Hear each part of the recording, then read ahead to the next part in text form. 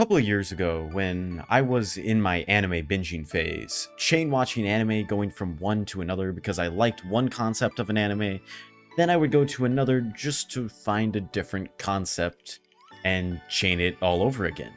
And you thought chain smoking was bad for you. During this time though, I would go on random romance binging sprees since I haven't cleansed myself for 2 days. And my teenager self was like, yes, I must edge myself for 3 days with trashy high school romance. Oh my god! But after the cleansing, I would find myself forgetting where I was in my anime journey. So I would go on YouTube and look up top 10 anime videos trying to find an anime with actual writing. And that's when I stumbled across Hyouka. It was listed as a romance, but when I looked it up, it said it was a slice of life mystery. What caught my attention was that it was a slice of life. Up until this point, I had always considered slice of life animes as subpar, or anime that was lacking. I was skeptical at first, but once I watched the first episode, it changed that opinion. What slice of life brings to anime is relatability. Hotaro, a shut-in otaku who keeps to himself because he's trying to conserve energy, is what he calls it. When I went to school, I too conserved my energy. I never tried to make friends outside of my already formed friend group because, well, this is gonna sound selfish, but I didn't think they were worth my time. During my days in high school, the only thing I could think of every passing minute was, this is a waste of my time. I probably would have dropped out too if it wasn't for my parents telling me I have to finish high school at the least.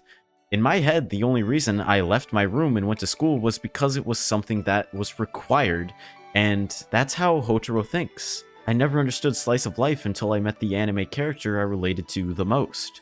I'm glad that the first slice of life I ever watched was Yoka, because it just happened to be one of the best. A thing that Hyouka does that other slice of lives should probably have, in my opinion, is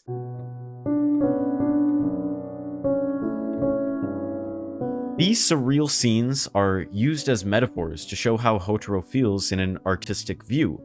The first time I saw this, I was amazed because my shut-in high school self could relate.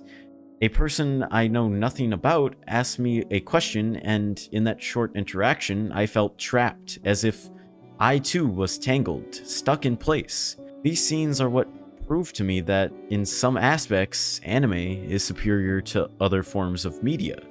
Yoka made me realize that other anime I liked up until now could be improved upon. A slice of life had gone from a boring genre to one that I could understand the best. And yet, I only watched 3 episodes at this point. As I finished the show and watched a character I highly relate to change as a person, just after I thought I had slice of life all figured out, Yoka helped me understand something about myself. As Shitanda and Hotaro get to understand each other, they also help each other grow as individuals. Shitanda learned how to answer her curiosities, while Hotaro learned to use his energy for something he sees as pointless, because it might turn out to be fun in the end. Being shut in all the time is boring, even if it is the safest option. Keeping yourself bottled up all the time is unhealthy.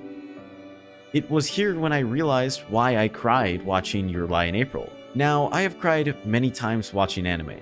I'm a little bitch baby, if you will. And out of all the time I've watched anime, for some reason, Your Lie in April is the anime that made me cry the most. Even more than I Want to Eat Your Pancreas. After a stretch of watching isekais, shonens, and fantasy anime, I was craving something more lighthearted, so I watched Your Lie in April. It took me 2 days to watch since this was my binging phase, like I've said before, and yet, once I watched the last episode, and Arima read Mia's letter, I melted off my chair, falling to the ground, punching the floor on my hands and knees with tears rolling down my face. I cried for 10 minutes straight. If I were to have watched Your Lie in April now, I probably wouldn't even shed a tear. So, why did I cry so much? Hiding your emotions is unhealthy. It was a 6-month stretch of watching shonen and isekai anime as I went to school, where 8 hours a day I would keep my emotions hidden, constantly regretting every second I was there. It felt as if I wasn't allowed to show how I felt. I couldn't show the true me, not to my classmates, my parents, or even my closest friends. Much like Chichanda opening up Hotaro, getting him to show more than one emotion, Your Lie in April helped me let out my pent-up anger, my sadness, my depression. It all spilled out of me at once. I'd kept it in for so long, letting it fester over time. After I cried for those 10 minutes, I thought about life deeply and questioned my existence, as we all do from time to time. This caused me to start binging sad anime, or anime that could make me feel depressed. I started to use anime as a way to get my emotions out. It was a tool I used to vent my frustrations, cause I didn't have anyone to go to, or at least someone I trusted. I know, you're probably thinking, I needed a therapist. I definitely did at that time. But now, I'm out of school with no need for me to hide myself. The only reason I wanted to go unnoticed at school was so my high school life would be less stressful and easier to get through. Still, to this day, high school will remain in my mind as a huge waste of my time. But to others, it might have been the best years of their life. Slice of life anime is meant to be the most relatable genre of anime. I watched Yoka, which just happened to have a character much like me.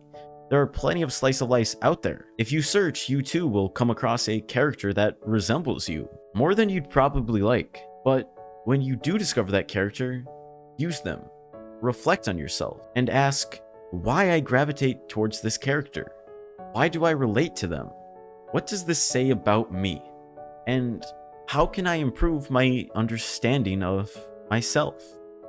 Slice of life anime could be seen as the most boring genre of anime, or it could be seen as a tool for self-reflection.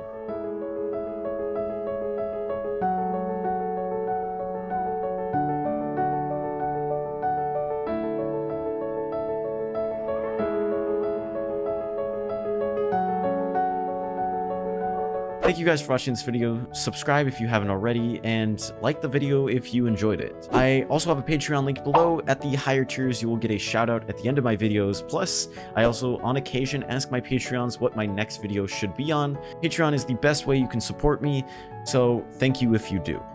But that's all for me this week. I hope you have a good rest of your day. This is Spruce, signing off.